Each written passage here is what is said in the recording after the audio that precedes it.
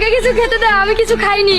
আমার কাছে তো খাওয়ার কিছু নেই, আমি তো ইন্টারভিউ দিতে যাচ্ছি। আমার কাছে পানি আছে, এই নাও তুমি এই পানি খাও।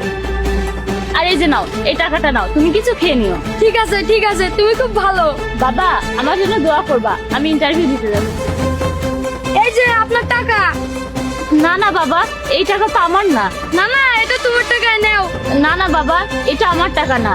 এই টাকা হয়তো অন্য কারোর কাছ থেকে পড়ে গেছে, কেউ খুঁজতে আসলে তুমি তাকে দিয়ে দিও। এখন তোমার কাছে রাখো, আর কেউ যদি না আসে তুমি এই টাকাটা দিয়ে খাবার কিনে খেও, ঠিক আছে?